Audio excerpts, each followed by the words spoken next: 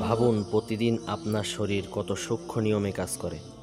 হরমোনের নিখুঁত সামঞ্জস্য, কোষের অসংখ্য প্রতিক্রিয়া এবং এক বিস্ময়কর সমন্বয়ে প্রতিটি অঙ্গের নিজস্ব দায়িত্ব পালন।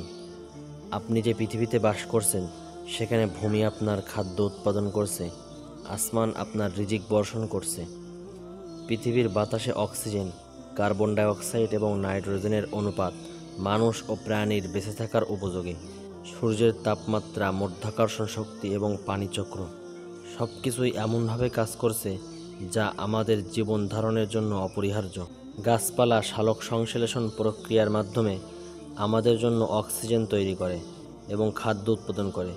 প্রতিটি মৌসুমে নির্দিষ্ট গাছপালা জন্মায় এবং ফল দেয়, যা প্রাণীকুলের খাদ্যের উৎস। আরও অবাক হওয়ার বিষয় হলো, যে মৌসুমে যে ফল হয়, সে মৌসুমের রোগ প্রতিরোধ ক্ষমতা ওই ফলের মধ্যে থাকে। আপনি যখন মাতৃগর্ভে থাকেন, তখন ফুসফুসের প্রয়োজন হয় না। আপনার প্রয়োজনীয় অক্সিজেন মায়ের শরীর থেকে রক্তের মাধ্যমে আপনার শরীরে প্রবেশ করে।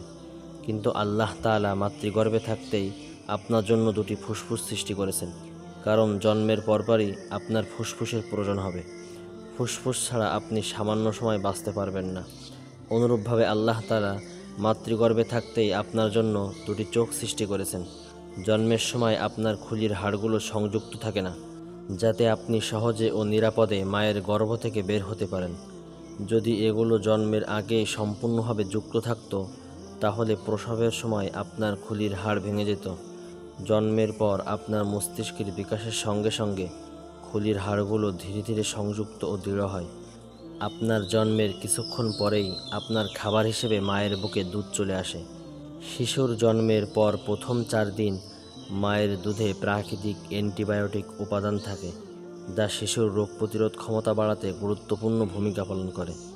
এরপর শিশুর বয়স ও চাহিদা অনুযায়ী মায়ের দুধের পুষ্টিগুণ, ফ্যাট, প্রোটিন ও জলীয় অংশের অনুপাত ধাপে ধাপে পরিবর্তিত হয়, যা শিশুর বৃদ্ধি ও বিকাশের সাথে সম্পূর্ণ সামঞ্জস্যপূর্ণ।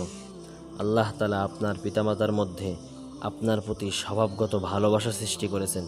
তারা আপনার জন্য তাদের স্বাস্থ্য, সময় এবং সম্পদ উৎসর্গ করে এবং এসব তারা সম্পূর্ণ সন্তুষ্টির সাথে করে।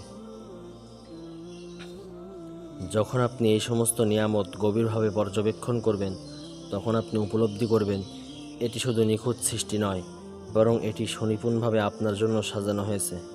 আপনার চারপাশের সব কিছুই আপনার জন্য নিয়ন্ত্রিত ও সজ্জিত করা হয়েছে।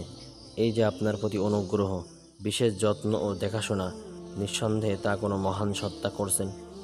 মনে করুন, আপনি একটি রুমে প্রবেশ করে দেখলেন একটি তাকে বিভিন্ন বিষয়ের বই আলাদা আলাদা করে সাজানো আছে এবং একটি চেয়ার ও টেবিল রাখা আছে, যার উপর আছে বাতি ও ফ্যান। তখন আপনি বুঝতে পারবেন এই রুমটি কেউ পড়ার উদ্দেশ্যে সাজিয়েছে। তাহলে কি আপনার মনে হয় না এই মহাবিশ্বের সব কিছু কোনো মহান সত্তা আমাদের জন্য বিশেষ উদ্দেশ্যে সাজিয়েছেন?